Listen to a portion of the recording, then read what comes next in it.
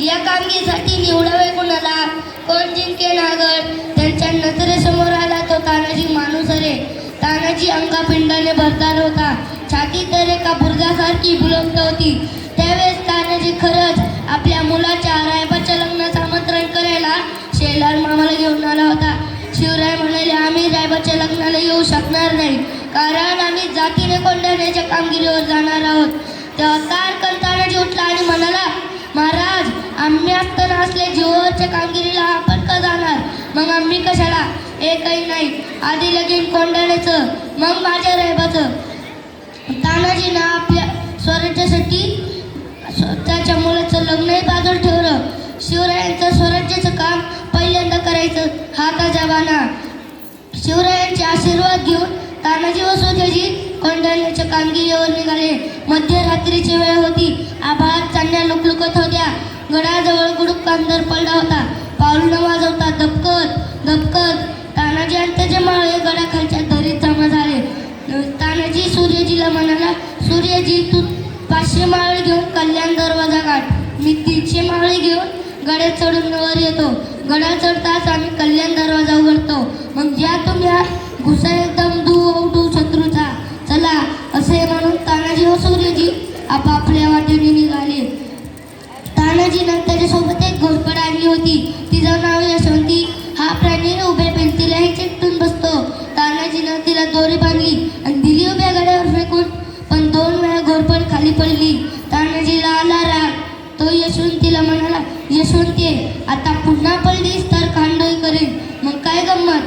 घोरपड बसली की गडाला चिकटून फराफर तानाजी आणि त्याचे मावळे गडा चढून वर गेले.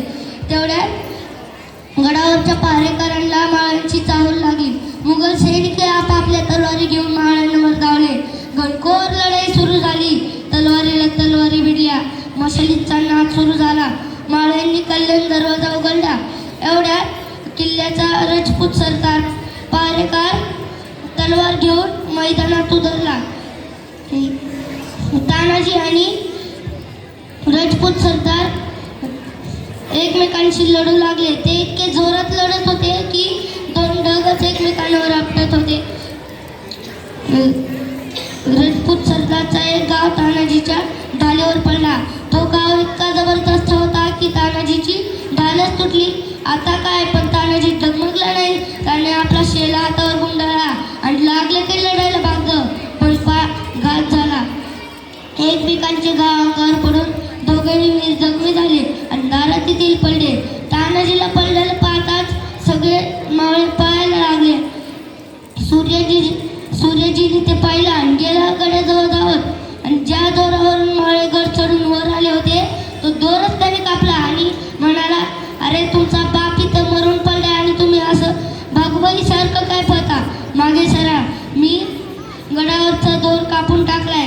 गड्यावर उड्या टाकून मारा, नाही तर शत्रूवर तुटून पडा. सूर्यजीच्या या शब्दांनी मावळे परत फिरले आणि जोरजोराने लढायला लागले आणि फक्त मुघल पळायला लागली आणि मावळे विजयी झाले. गड ताब्यात आला. पण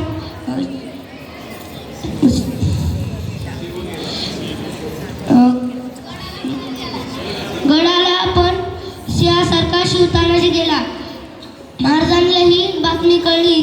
ते खूप हळहळले आणि म्हणाले, गड आला पण सिंह गेला. ही घटना 4 फेब्रुवारी 1891 रोजी घडली. धन्य धन्य तो तानाजी.